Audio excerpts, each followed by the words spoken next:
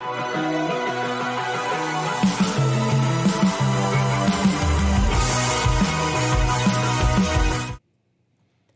into the Saints Insider Podcast for Friday, December the 21st. I'm Zach Ewing with Rod Walker, Luke Johnson, and Jeff Duncan here to preview Saints versus Packers.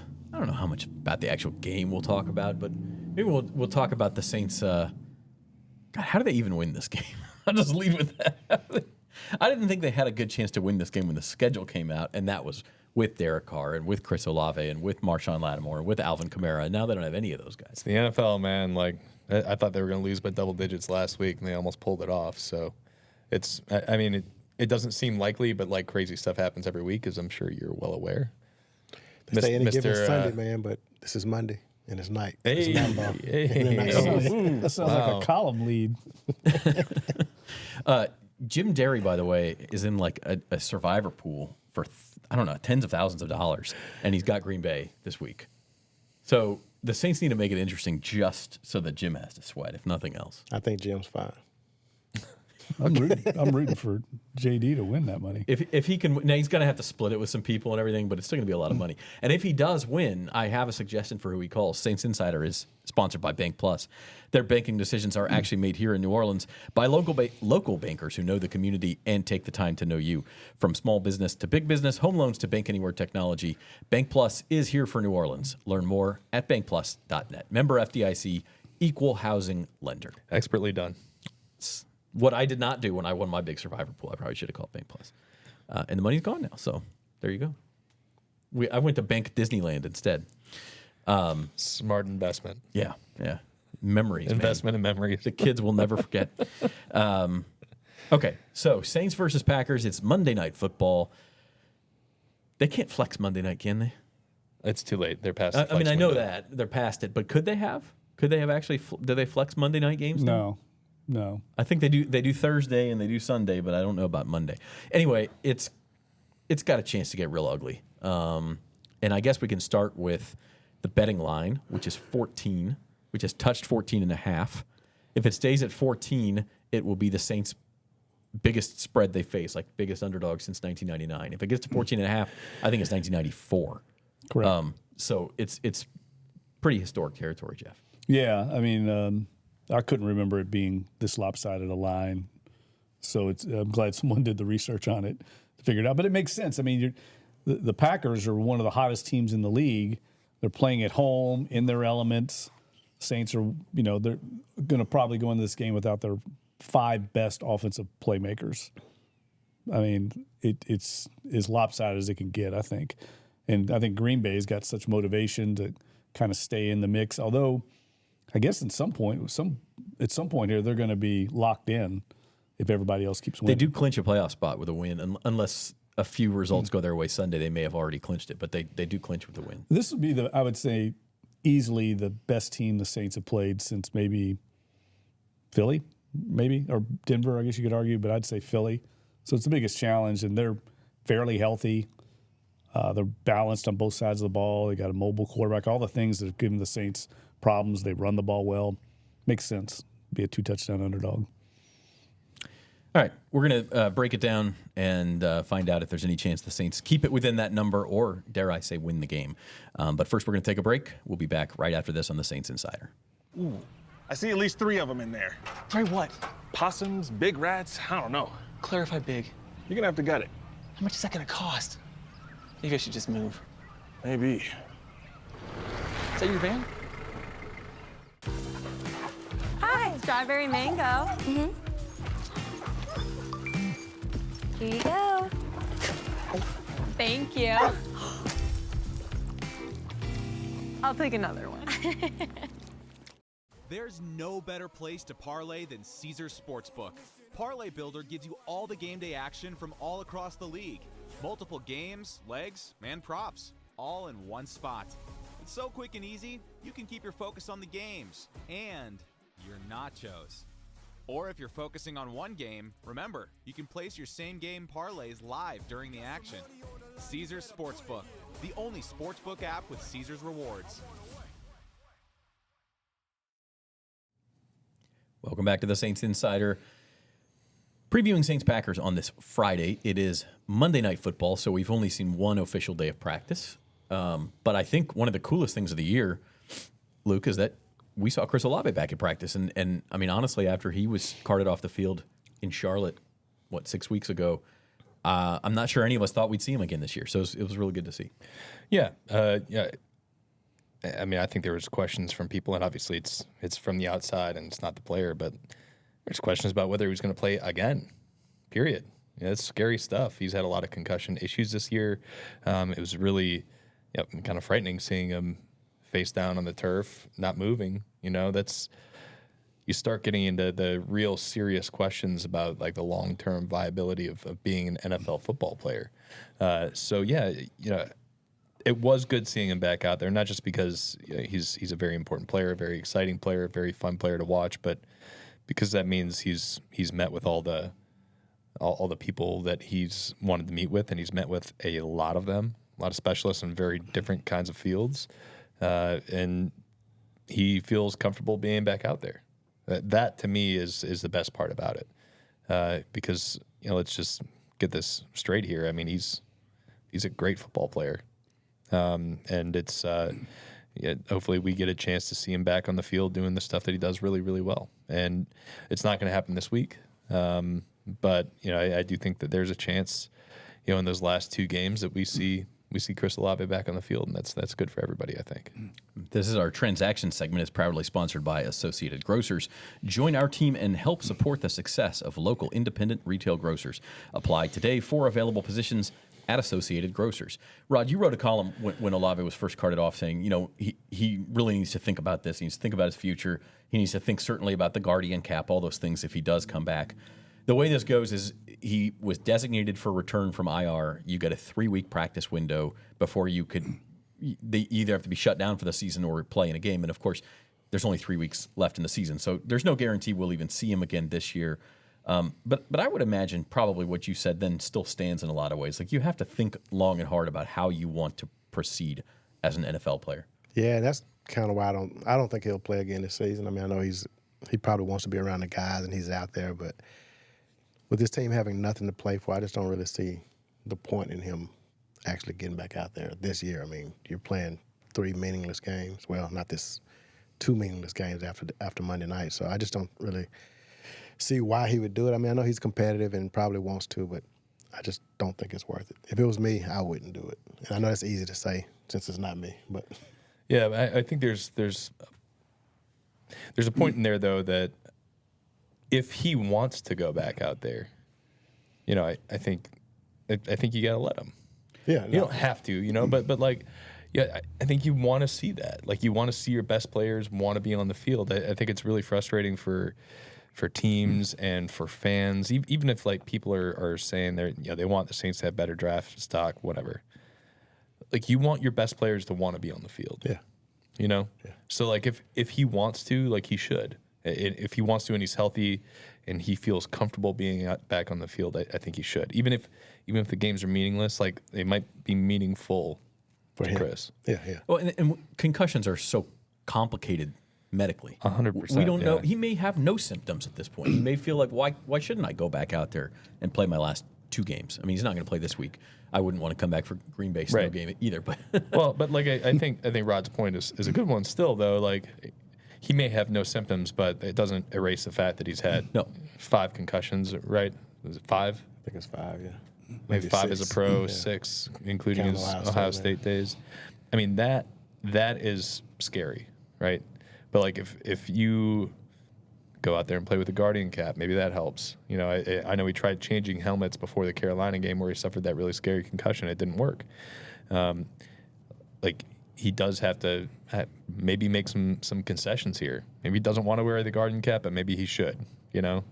But if the clearance is there and he wants to go, like he may not want to go through a whole off season like wondering, like he might want to just get that part out of the way and say, okay, I'm good. So I don't know. That's a good point. It's a tough call. I think also, like, mentally, I think it's good for him to get back out of practice. You know what I mean? Yeah. Just to get out there in a helmet again, running patterns. But, the real threshold is going to be in a game. I mean, he's eventually going to have to go back over the middle and catch a ball. Take a hit. Yeah, and take a hit. I mean, that's not going away. How does that affect him? Does it affect him? Can he be effective? I mean, you can't have a receiver that can't run over the middle. You know what I mean? So there's a lot of questions that I'm sure they've been trying to address in this process. So anyway, good to see him back at practice. The Saints' other notable transaction so far this week, they signed Clyde Edwards-Helaire, Baton Rouge native, LSU star on their national championship team, and first round pick of the Chiefs. Was he like the last pick of the first round? I think he was number 32 overall. Never really popped in Kansas City. He did have a couple of productive seasons, won a Super Bowl there. Maybe one. Was he there all three Super Bowls? I think he won For two. all three. No, he wasn't there for The last 19. Oh, sure. Okay. Yeah, that would have been same year The 19 season. Yeah. LSU won. So, but he did win 2 Super Bowls there. He's been kind of bouncing around. Saints signed to the practice squad. Rod, Alvin Kamara is not going to play this week. We don't know if he'll play again this year. It's a chance for Edwards-Helaire to, get back in action possibly. He's been on the practice squad. We'll see if he plays. Saints add some depth. And cool thing for Clyde is that this was his kind of childhood favorite team.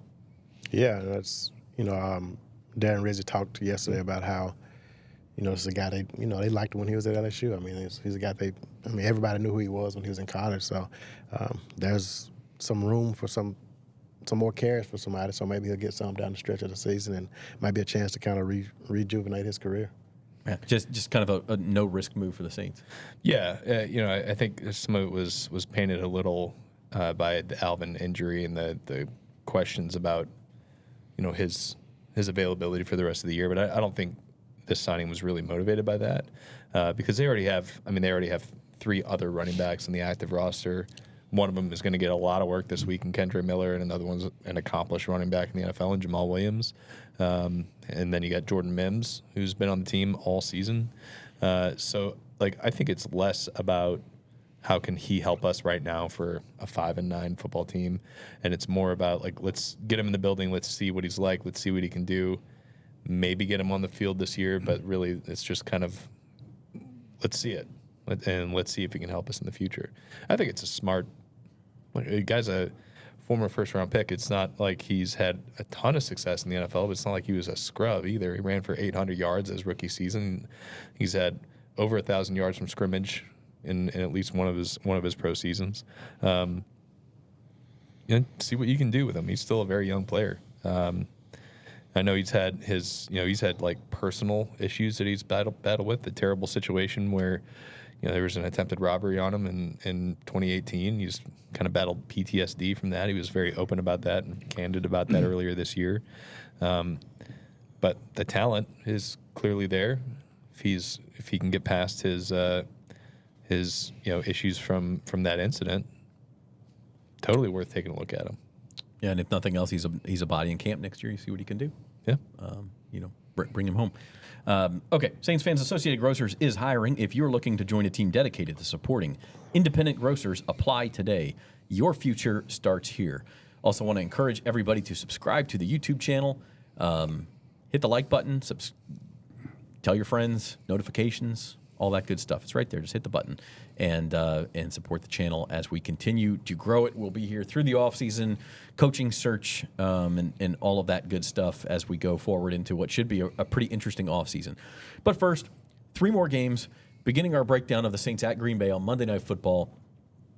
As we do when the Saints have the ball, I can't believe we've been on the air for 15 minutes and haven't mentioned Spencer Rattler's name once, but Spencer Rattler will be the starting quarterback Monday night in Green Bay. Okay. Presumably. So let's... That was like a big point of contention in Darren Rizzi's press conference yesterday. Presumably because of Derek Carr, is that... Right. He's okay. like, yeah, Spencer's going to start. And then everybody's like, so Derek can't go? He's like, Derek probably can't go. So Spencer's going to start if Derek can't go. So let me tell you what does not sound fun. It's going out there with broken bones in your hand in 15-degree weather. And as a native Wisconsinite, I can tell you it is not fun. I just... It's not fun even if you don't have any broken bones in your hands, by the way. Speaking of the weather, it's actually warmer Monday. It's good. Now, there's a 50% chance of snow, but it's warmer Monday than it is like any other day this week. The high... Now, it's a night game. You want to know what warmer Monday doesn't count for? When it's like 28 at 8 p.m. and snowing. Yeah, it's gonna suck, man. There's no way around that. It's not gonna suck for me because it's warm up in the press box, and I'll be eating a brat, watching everything unfold. Some but cheese curds. The good brats there in the press box. Great press box brats, which like you can say because they're the only press box brats. But all right, let's see here. Monday, high of 34. Yeah, it's actually warmer than it is almost any other day. Low of 24. And 50% chance of snow last I looked. Yeah. Got wind involved there? That's the key. I don't know. I mean, it drops my it app isn't down. good Yeah, enough. wind forecasts aren't real accurate until like the day before. I'm so. just saying I get wind chill. That's why they call it wind chill. Oh, thanks, Yeah. Jeff. Yeah. Gets it Anyway. dropped down to maybe single digits or so. This is going to be unlike anything Just saying. Rattler has Making fun of me seen. I picking think up the probably he played at Oklahoma and South Carolina in college. He played at Arizona in high school. Like he probably has not played in an environment. I have to go back and look at Oklahoma's schedule. Maybe they had a random game at Iowa State or something where it was real cold. But this is different. This is a good defense. This is not a game you're expected to win. I mean, you have none of your weapons. The challenge level has been ratcheted up several notches. Yeah, it's gonna be tough.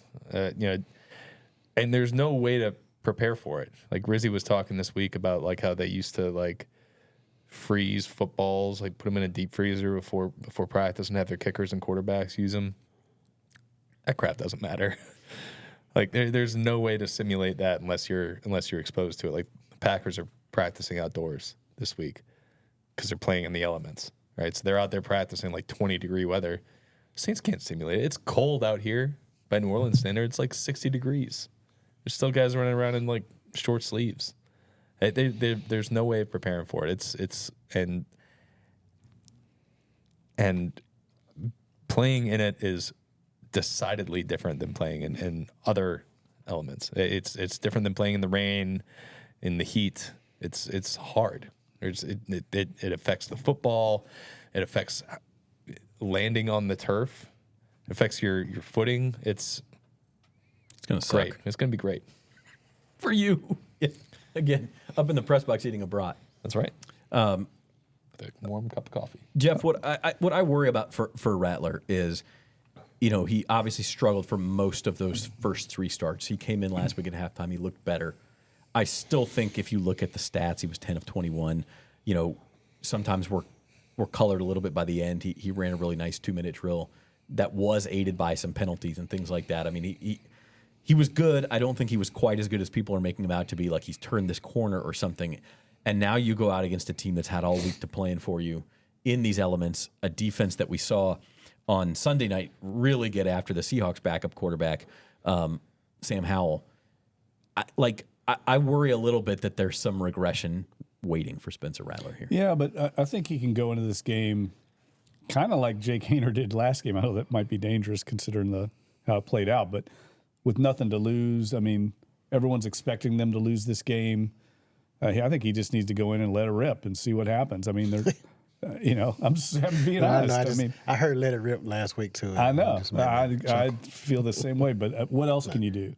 I mean, you're double-digit underdogs. You're on the road. You're in the backyard. You're Monday Night Football. Like every intangible reason plays into the Packers on this.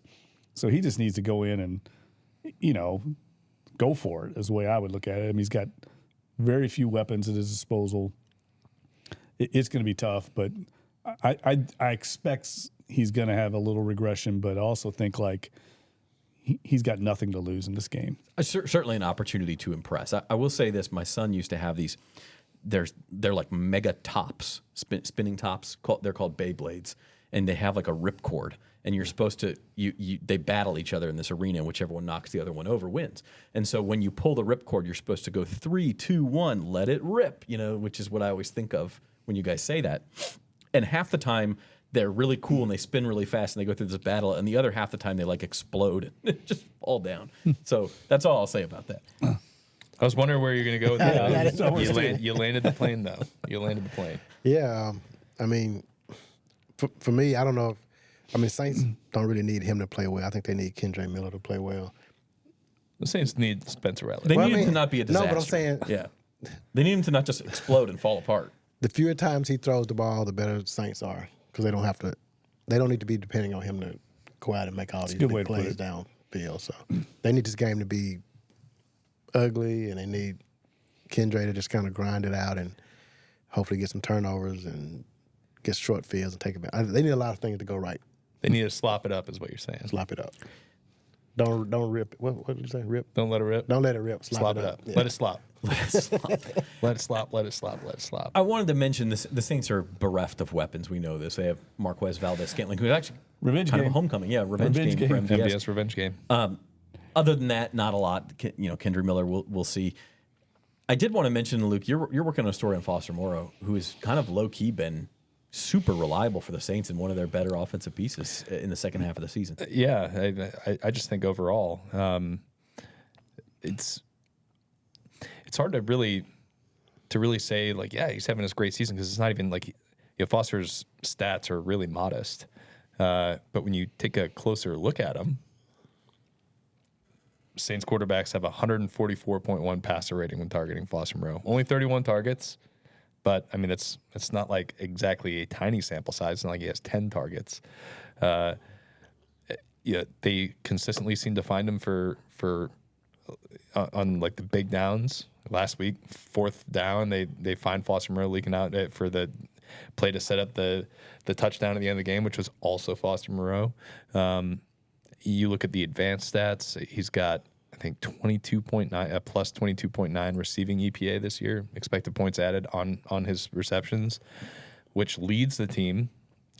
That's including Chris Olave, Rashid Shaheed, who have more targets, more receptions than he does, and it's number 9 across the board among NFL tight ends. He's the only player in that top 10 with less than 50 targets this year. So, like, I would like to see a little bit more of it. I don't know if he's necessarily the guy who you're trying to scheme open, but I think he's proven that with the kind of limited, target share that he has this year, that he probably deserves the ball a little bit more. So I think, Juwan Johnson's really upped his game too since Shaheed and Olave have been out. Tight ends have been a bigger part of the offense, which I think is healthy. I think the weird thing is that since their 2-star receivers have gone out, even though you want those guys in the lineup, I think they've probably had a healthier passing game because of just kind of distributing the ball to the open guy. So that's the Saints offense. We'll see. You can read Luke's story this weekend, NOLA.com/Saints. Foster's also one of the best interviews on the team. Like, he's this gregarious guy who will speak what's on his mind. I mean, he kind of has the pulse of that locker room a little bit too. Yeah, and I think that's what's kind of come up when I've been talking to people about him is the line Darren Rizzi used yesterday. And whenever you hear a football coach use this line, it's legitimate. He wishes he had 53 Foster Moreaus on his team. He's like a just consistent person day in, day out, whether that's his attitude, his work ethic, what he does on the football field. And he's kind of taken on a bigger leadership role for the team this year, it's really come in handy. It's a team that, as we've discussed, is going nowhere, and I think it's pretty easy for that to fracture. I think we've seen it fracture in years past. And I don't necessarily think that's the case this year. I think they're still in a pretty good spot as a team. I think people like Foster have kind of played a part in keeping that way. Yeah, and they'll need him. I think tight ends could be a big part of this game plan too. Short passing game and just try to matriculate the ball. Spencer Rattler is 8 for 8 for 140 yards and a touchdown, targeting Foster Moreau. He should never target anyone else. It's like 158.3 passer rating, which is perfect. All right, so that's the Saints offense. Flipping over to the other side, when the Packers have the ball, Saints just faced a good running team in Washington, and actually I thought held up okay. They did allow the Commanders to have a huge edge in time of possession. The Packers also a very good running team. I think they're tied for 4th in the league in rushing yards per game. Josh Jacobs having a good season up there. Same thing we've been talking about, Rod. They got to stop the run before they can worry about anything else. Yeah, I mean, Josh Jacobs he's right behind Derrick Henry and Saquon Barkley. Well, I think Saquon's 1, Derrick Henry's 2 in rushing in the league, and he's going to be tough to stop. I don't think Jordan Love doesn't really run as much as like Jaden Daniels does. So, I mean, they don't have to worry about that aspect of it as much. But I think Josh Jacobs will be tough for them. Jordan Love did break Demario Davis' ankles on the 2-point conversion attempt up there last year, which was a key play. Or no, it wasn't 2 point. It was a fourth and goal play. It was a fourth and goal play, even more important. The Saints did a good job against Jordan Love and that Packers offense last year, Luke, for the most part, and certainly until the last 10 minutes of the game. Yeah, different Jordan Love, though. That was start number 3 for him in his career. Maybe not start 3, but his third start of last season. And he's a different player now. We saw it toward the end of last season. It's after, like, in the midpoint of this season, he started turning it on again. I think he's playing like a top 5 quarterback right now. Especially just, you guys just mentioned it, but I mean, this run game for Green Bay is so good. I mean, they're explosive. They're consistent. It's like one of the problems with like Kendre Miller when you look at what he's doing. Like, he's averaging a really good yards per carry clip, but he's got too many like negative plays. He's kind of balancing those out with the explosives. Green Bay is just like play after play after play after play, and they're doing just really creative stuff with the run game, and that in turn clears the picture for the quarterback. Like, I don't think it's any surprise that Aaron Rodgers won 2 MVPs under Matt LaFleur. It's because he was creating this like really great ecosystem for a quarterback, and he's done the same thing with Jordan Love. It's why they're consistently up near the top of the NFL in scoring, yardage, etc. It's going to be a huge task for the Saints defense, especially when it comes to stopping the run. I will take the over, whatever the over is, on Josh Jacobs rushing yards this week. They also really, that sets up their deep passing game, and they're very good at it. They hit a lot of big plays down the field off the running game. If you remember when they turned it around against the Saints last year, they hit a deep ball, hit a couple pass interference penalties, and that really changed that game too. Mm-hmm. They'll take those shots. They got it rolling right now. I mean, both years we've seen Green Bay down the stretch turn it on. I mean, last year they were arguably the hottest team in the league when they went in the playoffs, and it showed. They went to Dallas and destroyed the Cowboys, and I think they're kind of on that same path this year. And they're still in this thing in the NFC North, even though it's stacked against them. They still have a lot to play for, I guess I should say. One thing that we should definitely bring up is Packers have very good tight ends, which has consistently been a thorn in the Saints' side defensively. Tucker Kraft has been outstanding this year as a second-year tight end, and he's kind of picked up where Luke Musgrave has been injured. Musgrave if I remember correctly, had a pretty big game against the Saints last year. So that's like 3 areas where they can absolutely hurt the Saints defense, and the areas where the Saints have struggled. It's a consistent, excellent run game. Saints are a bad running defense, and they have continued to be, even if they've had some decent games under Darren Rizzi. Tight ends, and then a quarterback who's able to move around in the pocket and extend plays. To me, it's still Jacobs, and I was looking this up because the first 2 drives against the Seahawks last weekend, short pass to Jacobs, 4 yards, short pass to Jacobs, 13 yards, Jacobs for 3, Jacobs for 4, Jacobs for 5, Jacobs for 8, Jacobs for 5, and then Jacobs for 4, and then 1 for the touchdown. I mean, that was their opening drive, and their second drive was pretty, I won't read it all, but I mean, it was like, it's what you're talking about, where there were no negative plays. They were putting themselves in second and third and short, and they were basically just saying, come stop this, and then that opens up everything else. That was the Saints offense from the first 2 weeks. Right. Never behind the sticks, always getting positive yardage, and it opens up big plays in the passing game. Yeah, it's really hard to stop when that's going right. And I think just LaFleur, when it comes to designing the run game, is probably the best play caller in the NFL. So that's the Saints' challenge. On defense, I did want to mention special teams. Obviously, snow, wind, cold, kicking is going to be a little bit tough, and it's also kind of a return to the scene of the crime for Blake Grupe, who missed the potential go-ahead field goal with just, I don't know, if there's like 50 or 60 seconds left in that game. Yeah, maybe a little bit more than a minute. Yeah.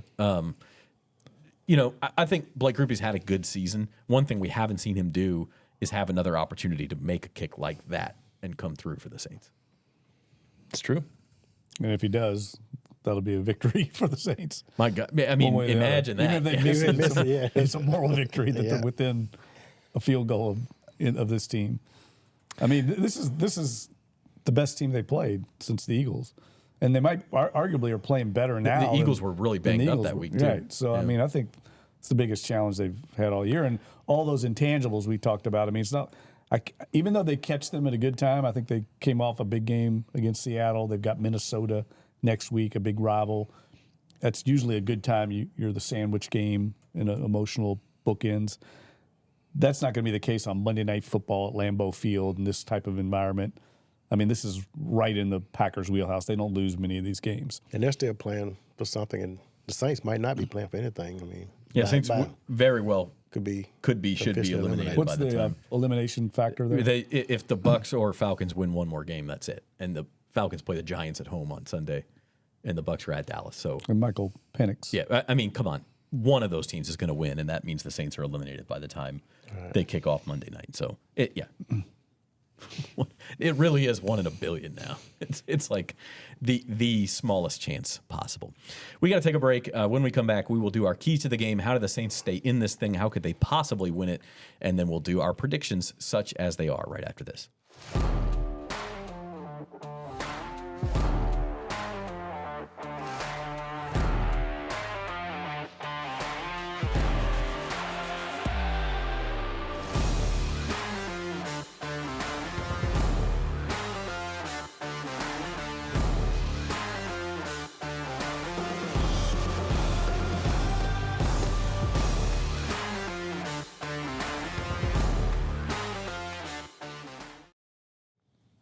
Okay, welcome back. Time to break down Saints-Packers and give our final predictions. What does a Saints win even look like, guys? I mean, like, what script does it follow What's Christmas the phrase? miracle. for New Orleans to actually figure this What's the out? phrase Rod was using earlier? Slap it up. Keep it sloppy. Keep it sloppy. You control the clock, like- get a couple turnovers. Yeah. Okay, so I'll do my key to the game right here. I'm going to steal a stat from Darren Rizzi, even though he was wrong. Okay. His stat was that the Packers are 24-0 at home under Matt LaFleur when they win the turnover battle. They're actually 24-1. He neglected lost to the Tennessee Titans in 2022, but I mean that's a notable number, right? I think we've seen the Saints blow games where they've won the turnover margin. Packers are a good football team, and when you kind of take advantage of the most. Like the stat that matters the most in wins and losses a lot of times, controlling the football. I think the Saints need to force a couple turnovers in this game. Like that's the most realistic way to take a game where you're a 14-point dog and steal it, is if you take advantage of mistakes by the other team that doesn't usually make them. The Saints have not been good at forcing turnovers lately. I think they've got 3 in their last 7 games. They had 13 in their first 7. So, they got to turn that around this week if they're going to have literally any shot, and they've got to protect the football on their end. So, I mean, it's possible when you start getting into a game where it's in the elements, for like a pass to go errant, for it to bounce off of somebody's hands, for somebody to lose control of the football. But like the Saints need to be on the right end of that this week if they're going to have any chance. I'll take it a step further and say they either need to score off of one of them or at least set up easy points off of one of those turnovers too. I mean, you gotta have something crazy happen to win a game where you're a 14-point. Well, look, I mean, look at that first Buccaneers game this year, and they scored 27 points in the second quarter. Yeah, they did that off of turnovers and a punt return for a touchdown. Like, if you can catch that like lightning in a bottle in Green Bay, and maybe don't give up 50 points, Saints did score on a punt return at Lambeau last year. That's right. They don't have Rashid Shaheed anymore, though. Jeff, key to the game? Well, I think they got to do a little Rizzy ball, Like, I like that he's rolling the dice in some of these games. I mean, they had a halfback, was it option pass or receiver pass? A double pass, yeah. Yeah, which I missed, by the way. I'm walking down the aisleway, and I missed that Cedric Wilson threw it. I just saw the ball in the air, so I thought Spencer Rattler threw it when I was going back to my seat. Just a little sad. But I think they also fake punts, right? All these things. They just throw the kitchen sink at them. What do you have to lose? And Rizzy has shown that he will do that. And I think the players like it. So I would like to see them do a little more of that. Rod, I went last because Luke stole yours. So do you think of another one? Not really. Sorry, buddy. I was going to say, if not turnovers, I mean, they just got to get some breaks on special teams. And maybe somebody can break one, but I still don't think that's enough. I just don't think the offense is going to be good enough to. We thought that first half was bad last week. I think it could be worse this week. So the key to the game is pray. Christmas miracle, like you said. Maybe that might work. You need Jameis for that, though, because you can get a couple of those all-God plays if it's Jameis. Jameis say a prayer in the pregame huddle, too. What was it? I don't know. Unrelenting faith or something like that? That's Deliver what me from Unwavering. pick sixes. Unwavering faith, yeah. Deliver me from pick sixes. God, I love Jameis. All right. Saints-Packers predictions. You can leave your pick in the comments on our YouTube channel. While you're down there, by the way, hit the like button, subscribe to the channel. But we're going to do our predictions. Matt Paris is not here. I think he was kind of nice. He went 24-13 Packers. I think that's probably like, if things go well for the Saints, that's about how it ends up. They score a touchdown. They don't get blown out. They're still ostensibly in the game at the start of the fourth quarter and just kind of get. What's the point total for this one at? It's 42.5. Okay. Although, with the snow forecast, I can see that going down too. Rod, you have a similar score, but maybe not quite as good for the Saints. Yeah, I got 24-6. 24-6. Right? Yeah, I think that's not 2 field goals. That's like a touchdown or a missed extra point. I thought you were going to say 3 safeties. Maybe that. Okay, so just nothing going on offense. Yeah, I just don't think the offense is going to be able to do much. And if the game was here, I'd probably have the Saints scoring a little bit, but I just don't think at Lambeau in the snow it's going to be good. Yeah, I went worse. I went 31-9 Packers. This is a game, December at Lambeau, a meaningful game for Green Bay. You don't win that game at full strength. We talk about like the Saints needing breaks to go their way. The Packers are the ones who get the turnovers in those games. I mean, look at Thanksgiving night against the Dolphins. Like they make other teams play poorly. And even though I think Darren Rizzi's done a heck of a job, I just think this one gets out of hand. Luke? I think it's a little closer. I picked Packers 30-20.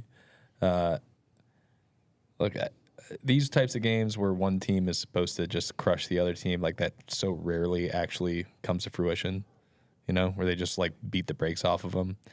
I think the Saints have been playing a lot better under Darren Rizzi. Look, they lost the 2 games they've lost under him to 2 really good football teams. We just saw the Rams score like 50 against the Bills. They lost by a combined total of 8 points. I know they're missing a lot of players. I think he still gets them playing well enough to make at least something out of a game out of it, not have it be totally embarrassing. That being said, I can't in good conscience pick the Saints to win this game. They're going to lose it, but I think it's going to be a little bit closer than you guys think. All right. Well, Jeff? if anybody can pick them to win, it would be me. It would Yes, be it would you. be. Which, like, hilarious that they actually finally lost the game by 1 point. I was just about to say that, and you didn't pick it. Yeah, you I guys picked them to lose. But not. I mean, you'd been picking 1 point games either way. Well, all And if season. they would have gotten that 2 point conversion, they would have won by Would've 1 won, point. yeah, That would have would've been won. like the classic Jeff Duncan special. Yeah. You would have missed out on. By the way, I had 2014 last week, and if the officials don't stop the clock, the game finishes 2013. Just want to point that out. I had 27-13, and if Terry McLaurin catches a 50-yard bomb like I said he would, All right. Well, we're all very Then, close. Maybe we'll hit you know. one this week. Jeff, what you got? I just feel like it's going to be one of those games that gets away from them. Things tend to happen in these kind of games. Got a young quarterback. I remember Rashawn Gary had a big game against the Saints last year. I could see some strip sacks going on. I think Xavier McKinney leads the league in interceptions. I don't think he's going to drop one like Louvu did last week. I just think this thing's going to snowball. Pardon the pun. I'm not pardoning it. What was the prediction? You said 33-16, Yeah. which you made it sound worse than that when you described. Yeah, I think it's going to be pretty bad. Garbage touchdown. Maybe they get like a garbage touchdown at the end. I just don't see this game being competitive. I may be wrong, but Luke is right in that. I think Derry had that in his story, right? When the Saints have been this big of an underdog, they've almost covered it every time. Yeah, and they've won a couple. The last 4 times they were 2 touchdown underdogs, they're 2-2. Now we're going back to the 90s. Right, but I think he said only twice have they not covered that spread. Yeah, historically. that's Usually- way too big a point spread. But Baltimore, I think, was a big spread last week, and they covered in the game they had.